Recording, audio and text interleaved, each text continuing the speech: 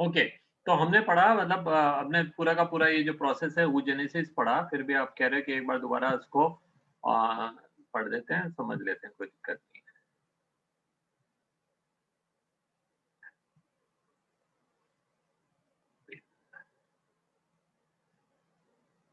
Okay, एक बार पीछे चलते हैं, यहाँ से शुरू हुआ था प्रोसेस। देखिए, द मैच्योर फीमेल जो बन रहे हैं, उनको हम that is mature female gamete, जो formation of mature female gamete है, उसको कह रहे हैं oogenesis। कहाँ हो रहा है oogenesis? ओवरीज़ के अंदर हो रहा है, ठीक है? कब शुरू हुआ ये? वो शुरू हुआ है जब एक गर्ल पैदा भी नहीं हुई है, ठीक है? हमको पता भी नहीं है कि भई गर्ल पैदा होगी कि बॉय पैदा होगा। अंदर जो है वो एम्ब्रियोनिक स्टेज के अंदर ये खुद फीटस है, खुद का शेप भी अभी बना नहीं है, ठीक है? हेलो? हाय पापा। बोलो। पापा हाँ। एक गड़बड़ हो गई यार। ठीक है, मैं थोड़ी देर बाद का बात करूँ बेटा? I am taking class. आराम आराम से, आराम से। ओके। ओके। ओके, तो मैं ये कह रहा हूँ कि अभी एक गर्ल पैदा भी नहीं हुई तभी उसके अंदर oogenesis शुरू हो चुके हैं, है ना? और ये देखिए oogenesis initiated during embryonic development stage, then a couple of million of gamete mother cells, that is oogonia, are formed in each fetal ovary। तो जो कपल ऑफ मिलियन बने डेफिनेटली माइटोसिस से बने होंगे, ठीक है? तो जो कुछ थी पहले उसके बाद में उनका माइटोसिस हुआ और ये ऐड हो गया। अब ये कह रहा है कि no more oogonia are added after birth, that means जितने माइटोसिस होने थे वो तब तक हो चुके हैं। जो जो 20 लाख जो oogonia बने हैं वो बन गए। अब आपने जब यहाँ लिखा है no more oogonia formed and added after birth, मतलब नो मोर माइटोसिस। जबकि हम पढ़ेंगे, हमने पढ़ा है that spermatogenesis begins only when the person that boy reach into the puberty, and उसके अंदर जिंदगी भर माइटोसिस होकर के स्पर्मेटोगोनिया जो है उनके नंबर मेंटेन होते हैं। स्पर्मेटोगोनिया, ये जो स्पर्मेटोगोनिया है, यहाँ की जो लेयर्स हैं, इनमें जिंदगी भर माइटोसिस होता रहेगा और उनमें से जो नई लेयर्स होंगी वो पीछे, और जो ओल्ड लेयर्स हैं वो आगे, उनको आगे भेज देंगे, अब उसका मियोसिस होगा।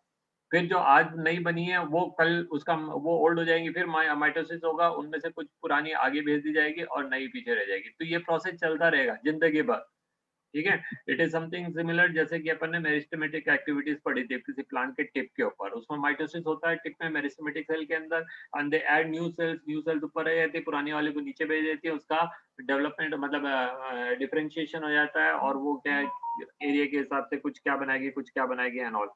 ठीक है? तो ये चलता रहता है। तो यहाँ पे भी ये चल रहा है। लेकिन oogonia के अंदर लिखा है कि भई oogenesis के अंदर लिखा है कि after the birth there is no more mitosis. जो होना था हो गया। अगर हुआ है तो पहले हुआ है, बाद में नहीं होगा। नाउ उसके बाद क्या कह रहा है? The cell start dividing by meiosis and enter in prophase 1। Prophase 1 meiosis में जाकर के टेम्परेरीली अटक जाती है फ्रॉम दैट टाइम, जब वो अभी एम्ब्रियो ही है तब। ठीक है? और कब तक रहेगी? जब तक गर्ल प्यूबर्टी पे तक नहीं पहुँच जाए तब तक, ठीक है? प्यूबर्टी पे आने के बाद मंथ बाय मंथ एक-एक अंडा जो है उसका फर्दर प्रोसेस शुरू होगा। तो ये जो अपन ने प्रोसेसेस यहाँ देखे हैं, दीज़ प्रोसेसेस यहाँ से लेकर के यहाँ तक, ये सब कब हो रहे हैं? प्यूबर्टी में हो रहे हैं, मंथ बाय मंथ हो रहे हैं। ईच मेंस्ट्रुअल साइकिल में एक oogonia जो है वो मैच्योर होकर के सेकेंडरी oocyte बना करके बाहर आ रहा है। ठीक है? तो ये जो process first meiotic division gate completed and उसके बाद जो डेवलपमेंट होना है वो सब उसके बाद होंगे। तो देखिए ये लिखा है यहाँ पे the first meiotic division and get temporary arrested, और इसको हम कह देंगे प्राइमरी oocyte। प्राइमरी oocyte जो है उसके चारों तरफ कुछ लेयर्स बन जाती है, कुछ लेयर्स बन जाती है। लेकिन मैं 10 मिनट बाद कॉल करता हूँ तुम्हें।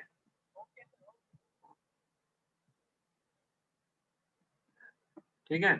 तो ये प्राइमरी oocyte, उसके बाद केवल प्राइमरी oocyte के चारों तरफ फॉलिकुलर लेवल लग जाएँगे तो उनको प्राइमरी फॉलिकल कह देंगे, और लेयर बन जाएगी तो सेकेंडरी। और ये कह रहा है कि उसके बाद नंबर ऑफ फॉलिकल्स जो है डिक्रीज़ होने लगते हैं, कि भई ये क्या करना है इतने सारे, ठीक है?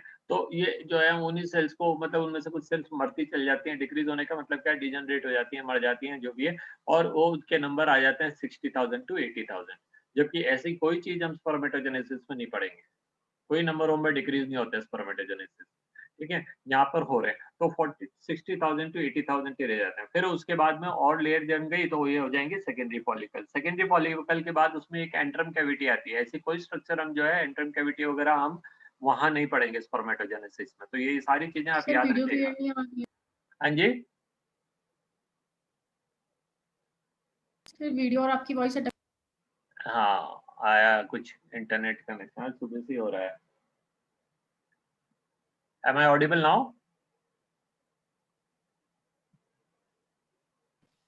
यस सर, सर बीच बीच में अटक जा रही है तो सर फिर वो वर्ड्स ही गायब हो जा रहे हैं। ठीक है, मैं आज मैंने जियो में भी तो मूवी देख ली तो ये भी कहाँ चलेगा। सर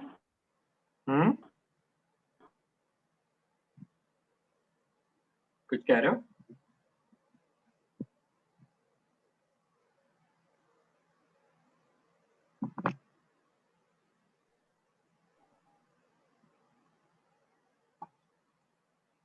फॉलिकल यस,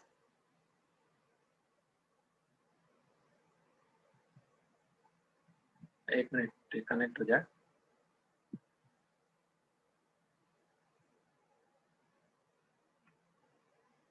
ये भी कनेक्ट नहीं हो रहा है।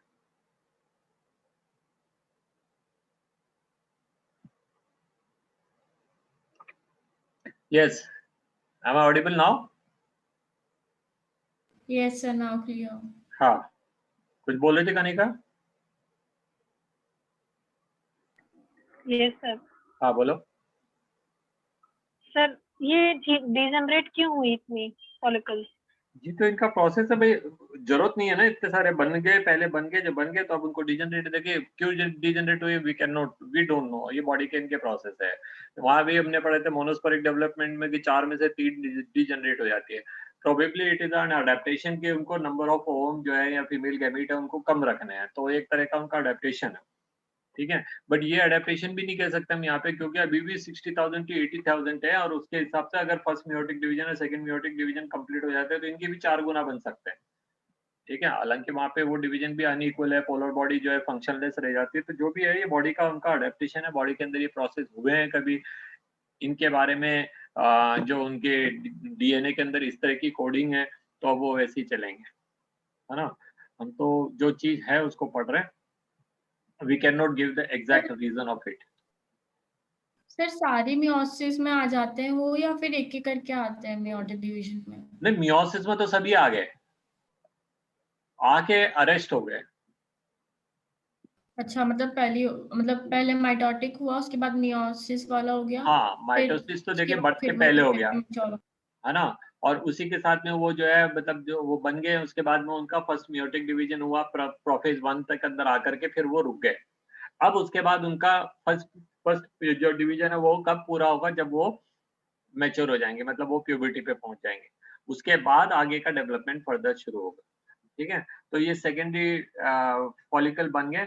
ना सेकेंडरी फॉलिकल के अंदर एंट्रम कैविटी बन गई, ये बड़ी हो जाती है, देन उसमें 2 लेयर बन गए, internal theca and theca interna and theca externa. ये बनने के बाद अब जो है यहाँ पर मतलब इसके ऊपर फिर लेयर बन जाएंगी और अब ये बनाएंगी, मतलब एंट्रम कैविटी बनने के बाद, और अब ये जोना पेलिसिडा ऐड होकर के तब ये मैच्योर होने के मतलब अब ये जो प्रोसेस है जो प्राइमरी फॉलिकल से secondary follicle, tertiary follicle and zona pellucida बन करके और एक फर्स्ट मियोटिक डिवीजन कंप्लीट होकर के जो भी कुछ है, ये सब कुछ होने के ये जो प्रोसेस है वो जो है वो under the influence of hormone LH होगा, ठीक है। तो इन अ मंथ ओनली वन ओवा विल बी रिलीज, ठीक है। ये ग्राफियन फॉलिकल, जोना पेलिसोडा तक का जो अपन ने पढ़ा, ये सब कुछ जो है प्राइमरी फॉलिकल पे तो सब आके अटक गए। आगे का जो डेवलपमेंट है वो सब जो है हर महीने में एक होगा। ये बॉडी का उनका क्या तरीका है, how they come to know, कैसे उनके पास कैसे वो मैनेज करते हैं कि भाई एक ये होना चाहिए, क्या कुछ है, ये इसके बारे में अभी अपन को कोई डिटेल नहीं पता, ठीक है। पता भी होगा तो हमारे कोर्स में नहीं है, so we are not bothered about it, ठीक है। तो ये ग्राफियन फॉलिकल बनने के बाद ये रप्चर ग्राफियन फॉलिकल रिलीज होगा and it will release the ovum, तो ये ओव्यूलेशन हो गया। ये इसके लिए हार्मोन्स जो चाहिए वो अपन नेक्स्ट पोर्शन में पढ़ेंगे जब अपन हार्मोनल रेगुलेशन पढ़ेंगे। तो यहाँ पे अपन डिफरेंस पढ़ लेते हैं, क्या डिफरेंस है देखिए। ये जो लेफ्ट हैंड साइड में दे रखे हैं वो स्पर्मेटोजेनेसिस और राइट साइड में oogenesis है। तो देखिए कब शुरू हो रहा है spermatogenesis, it is clearly mentioned here at puberty, जबकि ये क्या लिखा है यहाँ पे at foetal life. The oogenesis is starting at fetal life. Spermatogenesis is starting only when a child, when a boy is reached at the puberty. फिर क्या कह रहा है, spermatogonia mitosis and differentiation is taking place at puberty and ये चलता रहेगा life long. यहाँ पे क्या लिखा है, ये वाली चीज तो माइटोसिस ही है ना, देखिए oogonia माइटोसिस एंड डिफरेंशिएशन, ये कब हो रहा है, केवल फीटल लाइफ के अंदर। All the mitotic division took place only in the foetal life, आगे कोई माइटोसिस नहीं हो रहा है। ओके, प्राइमरी oocyte बन गई। प्राइमरी oocyte में first meiotic division completed prior to ovulation. Ovulation कब होना है, ओव्यूलेशन तो 50 साल की उम्र तक भी होना है, 48 तक भी होना है। जब ओव्यूलेशन होना है तभी उसका फर्स्ट मियोटिक डिवीजन पूरा होगा, तब तक वो प्रोफेज 1 में ही अटकी हुई है। ठीक है, so that is a very big difference. That is the meiosis 1 जो है वो सस्पेंडेड है till that age, from the time of embryonic stage till the stage, जब भी उसको एवरी मंथ 1 एग तैयार करना है, बाकी सब तो वहीं पे अटके हुए हैं। ठीक है, तो ये देखिए ये डिफरेंस आपको ऐसे कैसे मेंशन करना है, ये डायग्राम अच्छे से लर्न कर लेना है और इनको मेंशन करना है। ये क्वेश्चन आता है 5 नंबर का, 5 मार्क्स और 3 मार्क क्वेश्चन एवरी ईयर किसी न किसी सेट के अंदर, आइदर ये या फिर इसके आगे मेंस्ट्रुअल साइकिल का, इनमें से एक क्वेश्चन आता ही है। आप पुराने पेपर निकाल के देख लीजिए। ठीक है, किसी न किसी सेट के अंदर ये क्वेश्चन डेफिनेटली रहेगा। Write the difference between the oogenesis and spermatogenesis, और write the changes taking place in the menstrual cycle. Menstrual cycle के 4 अलग-अलग इवेंट्स हैं, उनमें से कौन सा इवेंट को वो स्पेसिफाई कराते हैं, 1, 2, 3 या 4, चारों को कराते हैं, कैसे कराते हैं। तो देखिए अब ये लिख रहा है फर्स्ट मियोटिक डिवीजन, ये लिखा है बर्थ एंड चाइल्डहुड से प्यूबर्टी पे आ गए, फर्स्ट पोलर बॉडी बन गए फर्स्ट मियोटिक डिवीजन कंप्लीट होने पे। फर्स्ट पोलर बॉडी ऐसा कुछ चीज यहाँ नहीं मिल रहा हमको, यहाँ मिल रहा है first meiotic division, 2 equal cell बनी है, दोनों में 23 क्रोमोसोम है। यहाँ पर लिखा है unequal division, 1 polar body and 1 oocyte, secondary oocyte. Secondary oocyte will and the first polar body both will have 23 chromosomes, no doubt. But the cytoplasm of polar body is very less, and the cytoplasm of oogenesis, the secondary oocyte is more. बाकी genetically वो दोनों same है, genetically उनमें कोई difference नहीं है। And after that हम तो ये मान के चल रहे हैं कि degenerate हो जाएगी polar body। ठीक है, सेकंड डिवीजन क्या है, सेकंड डिवीजन हो रहा है तो यहाँ 4 स्पर्मेटिड्स बने हैं, चारों इक्वल है। या सेकेंडरी जो सेकंड मियोटिक डिवीजन हो रहा है, again it is unequal and again it is forming 1 ovum and 1 polar body. So at the result of meiosis in the oogonia primary oocyte, only 1 ootid is formed, 1 ova is formed, whereas 1 spermatogonia meiosis से 4 sperm बनते हैं। Question घुमा फिरा के ऐसे ही पूछ लेते हैं वो, तो ये पूछते हैं कि भैया 400 स्पर्म मतलब प्राइमरी स्पर्मेटिड जो है या स्पर्मेटोगोनिया जो है that are undergone in meiosis, how many sperms will form. And अगर 400 वैसे तो होते ही नहीं, 4 लिख दें, 2 लिख दें, कुत्ते के हिसाब से पूछ लें, खरगोश के हिसाब से पूछ लें, उनमें तो ज्यादा ही होते हैं ना। तो अगर उन हिसाब से पूछ लें कि भाई 4 प्राइमरी oocyte जो है उनका मियोसिस हुआ है, तो एक एक डिजेनरेट हो जाएंगे, तो यही बनेंगे, जितने हैं उतने ही बनेंगे। ठीक है, तो ये चीज आप याद रखिए। नाउ ये ओवम बना, ये जो सेकंड डिवीजन है, ये जो सेकंड डिवीजन है उसके बारे में तो अभी इन्होंने पढ़ा ही नहीं है, हमने तो अभी यहीं तक पढ़ा है सेकंड oocyte। तो सेकंड डिवीजन जो है वो फर्टिलाइजेशन के बाद होता है। ठीक है, second meiotic division will complete soon after the fertilisation, जबकि स्पर्मेटोजेनेसिस मतलब स्पर्मेटोजेनेसिस में पढ़ा कि first meiotic division followed by second meiotic division immediately, no difference, no arresting and no unequal division, है ना। तो ये सारी चीजें तो आप डिफरेंस लिखेंगे। पहली बात ये spermatogenesis begins at puberty and oogenesis जो है starts in the embryonic stage. दूसरा फर्स्ट जो मतलब जो माइटोटिक डिवीजन जो है वो स्पर्मेटोजेनेसिस में जिंदगी भर चलते रहेंगे to add the number of spermatogonia. In female, the oogonia will no more, the mitosis will take place after birth, वो जितने भी होने थे वो वही हो गए। तीसरी बात हम पढ़ रहे हैं, that is the primary spermatids which are form which will undergo immediately mitosis sorry meiosis and it will result to equal मतलब प्राइमरी सेकेंडरी स्पर्मेटोसाइट। जबकि यहाँ क्या पढ़ रहे हैं कि जो फर्स्ट मियोटिक डिवीजन है that is got arrested in prophase 1, उसके बाद उसका फर्दर डिवीजन नहीं हो रहा है, that will take place only when a girl reach into the puberty. ठीक है, फिर सेकंड मियोटिक डिवीजन भी यहाँ हो गया, वहां नहीं हो रहा है। यहाँ पे दोनों जो डिवीजन है वो इक्वल है, यहाँ पे दोनों डिवीजन जो है वो अनइक्वल है। ठीक है, और एक स्पर्मेटोगोनिया से 4 स्पर्म बन रहे हैं, एक ओगोनिया से जो है कुल मिलाकर के एक ही ओवम बन रहा है। इतना डिफरेंस आप लिख लीजिए। ठीक है, तो आपको टाइम मेंशन आप और भी अच्छे से कर पाएंगे, कब हुआ है टाइम मेंशन कीजिए। ठीक है, माइटोटिक डिवीजन को मेंशन कीजिए, और क्या कहते हैं आगे क्या कहते हैं स्पर्मेट जो डिवीजन है मियोटिक डिवीजन वो कब अरेस्ट हो रहा है नहीं हो रहा है उसको मेंशन कीजिए। फर्स्ट मियोटिक डिवीजन कब कंप्लीट हो रहा है वो लिखिए, सेकंड मियोटिक डिवीजन कब कंप्लीट होगा वो लिखिए, और प्राइम पोलर बॉडी बन रही है उनके बारे में लिखिए। और फिर फर्दर डेवलपमेंट जो हो रहा है ना वो यहाँ पे स्पर्मेटिड्स के अंदर हमने कहीं नहीं पढ़े कि भैया उसके ऊपर ग्रेफिन फॉलिकल बनेगी या ग्रेनुलोसा लेयर बनेगी और इंटरम कैविटी बनेगी एंड ऑल, वो सब जो है वो oogenesis में हो रहे हैं, यहाँ पे नहीं हो रहे हैं। और जबकि यहाँ पे सर्टोली सेल्स का रोल है वो उधर नहीं है, यहाँ इनका जो शेप है वो उधर नहीं है। तो so many differences are there, I think you can tabulate them, can you? Yes, sir. हाँ, तो ये वाला डायग्राम आप याद कर लीजिए, ऐसा का ऐसे ही, ये तो बनाना ही है। ठीक है, मैंने आपसे बताया, एक बात मैं और बता देता हूँ अच्छे से कि आपकी कॉपीज कहाँ जाएगी चेक होने के लिए ये हमें नहीं पता। ठीक है, वो नवोदय का टीचर भी चेक कर सकता है, वो केवी का टीचर भी चेक कर सकता है, वो कोटा में डमी टीचर स्कूल हैं उनके टीचर भी चेक कर सकते हैं, और वो कुछ अच्छे स्कूल के टीचर भी चेक कर सकते हैं। जो अच्छे स्कूल के रेगुलर टीचर्स जो हैं वो चेक करेंगे तो दे आर तो in touch with the books and they are तो touch with the material also, और उनको तो बाहर की भी चीज़ों की नॉलेज रहती है, दूसरी चीज़ें भी हैं, कॉम्पिटिटिव बुक्स भी पढ़ सकते हैं, इंटरनेट पे भी जा सकते हैं। लेकिन जो जिसको नहीं पढ़ना वो कहाँ से पढ़ेगा? वो पढ़ेगा ही नहीं। तो इन एनी केस जब किसी क्वेश्चन के साथ में उनको आंसर की आती है, वी ऑल गेट आंसर की, तो आंसर की में ये चीज़ तो लिखी रहेगी, तो कम से कम ये बेसिक चीज़ के तो नंबर देगा ही देगा। और फिर आप बाहर का कुछ भी लिखो, it is of no use, क्योंकि वहां हमारे को जो आंसर की लिखी हुई है आई है उसके ऊपर लिखा है कि भैया ये आपको इसी में से देना, outside this you need not to give any marks.